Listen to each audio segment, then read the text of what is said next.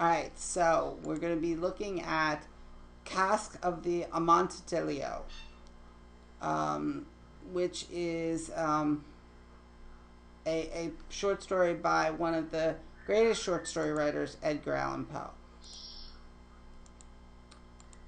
So, Poe, he's the author, again, not the narrator. In fact, our narrator is a very specific person. But he developed characters who, in a lot of his short stories, whose sanity is questionable to say the least.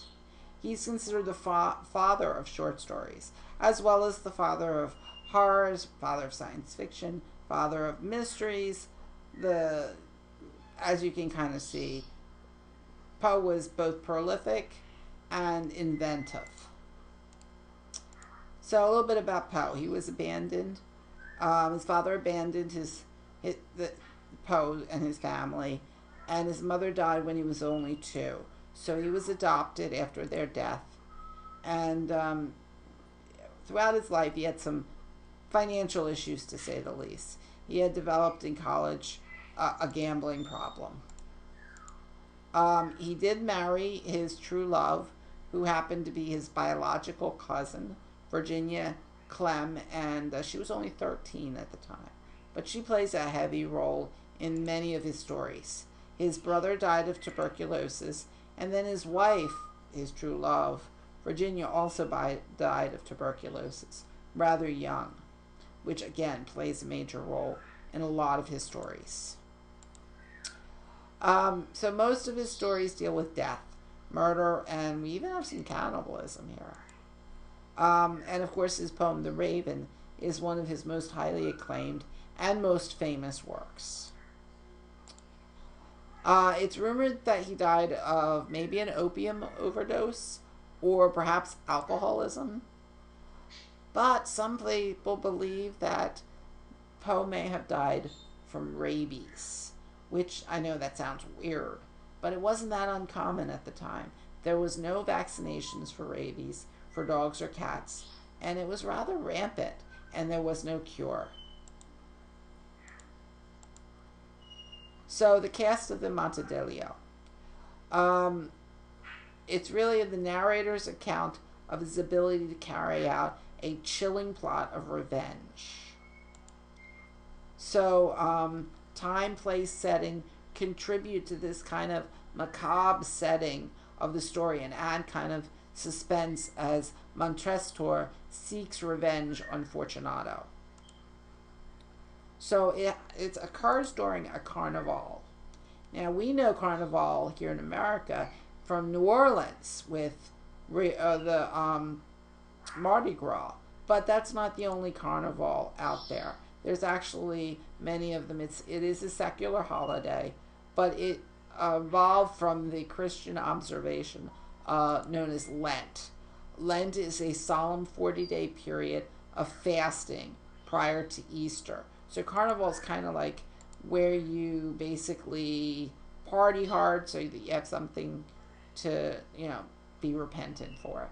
So it's traditionally, the fasting during Lent involves abstaining from eating meat. Modern day interpretations of fasting actually involve abstaining from anything one enjoys. So oftentimes Lent involves giving up something that you enjoy.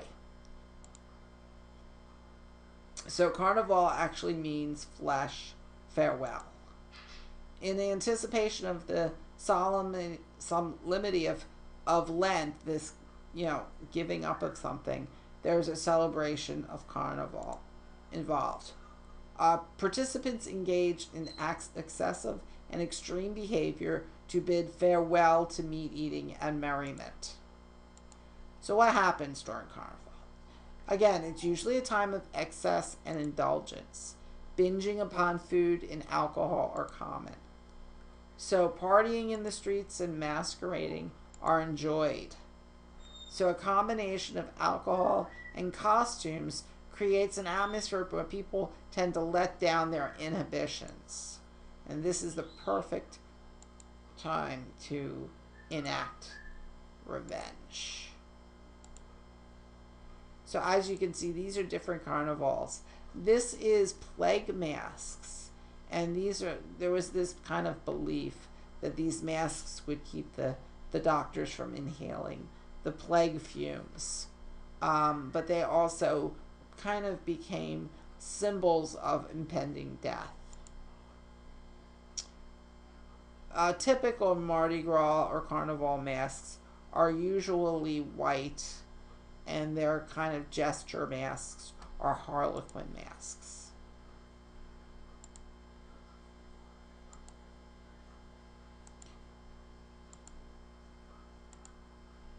Okay, European carnival traditions, again, survive in the United States in the form of Mardi Gras.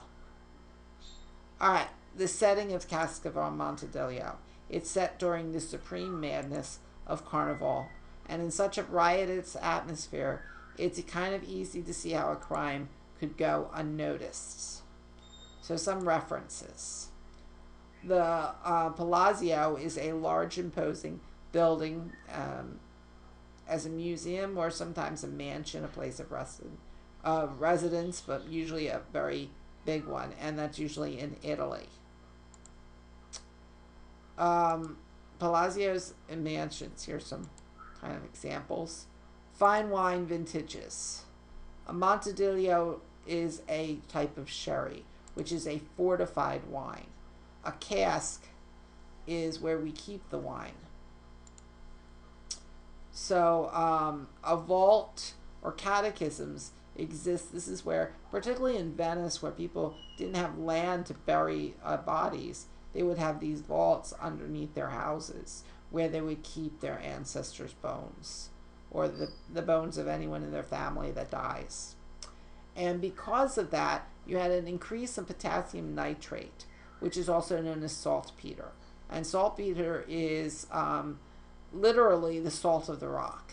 And it kind of looks like this white thing, and it gleams on these walls.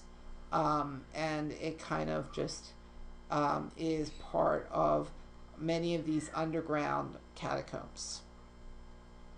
A flagon, which you hear in reference in the novel, is a pitcher that you often store wine in.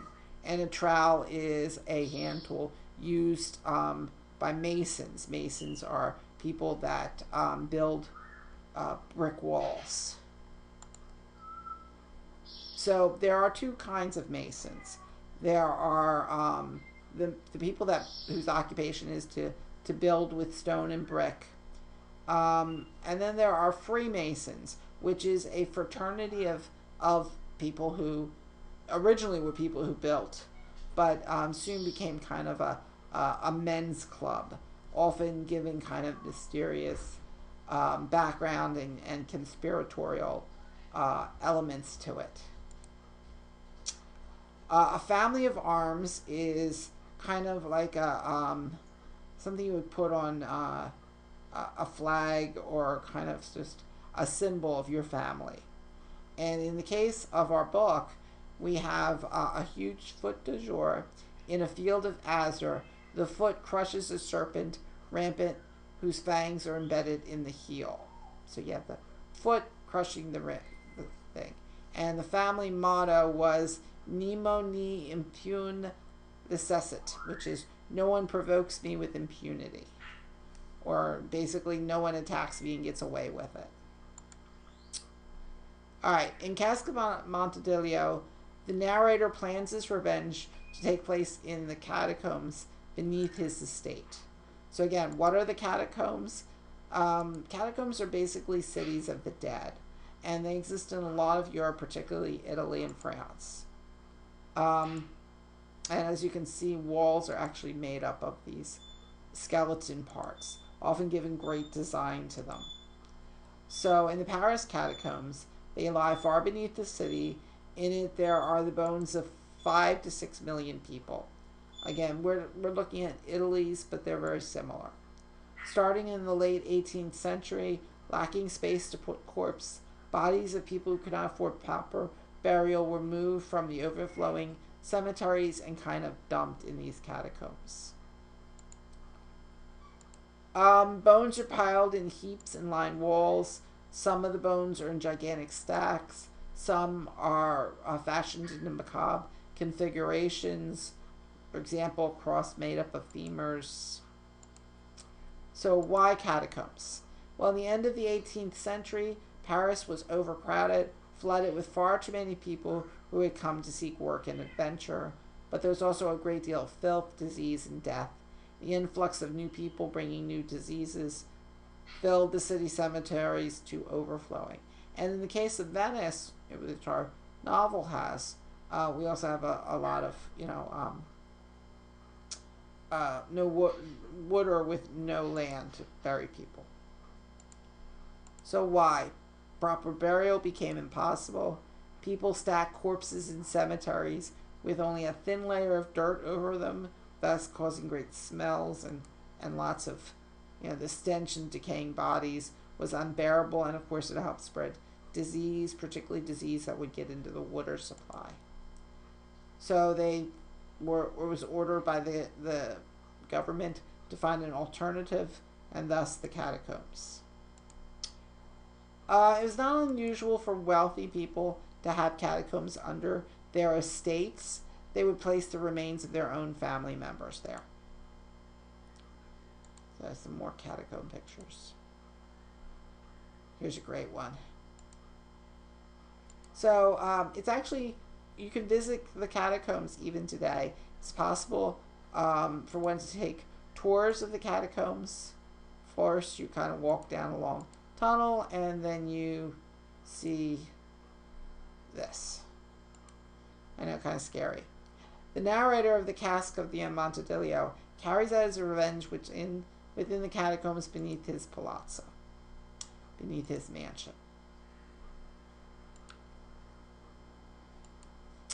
In Cask, Montrestor lures Fortunato to his catacombs to sample a rare Amontillado, which is a type of fortified wine, a wine that is stronger and has more alcohol than normal wine. It's a sherry. Wine is often stored in the catacombs because it does well where temperatures stay kind of constantly cool year-round.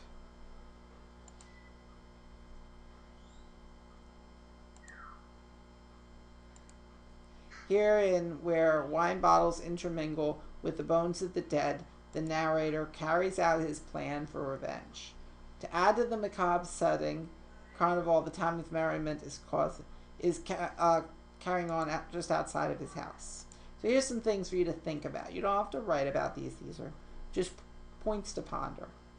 Do you think anyone celebrating outside will be able to hear anything occurring in the catacombs, Montrestor's catacombs? Will they be able to hear the calls for help? Would you ever dare to go into someone's personal catacombs when you hear yells for help?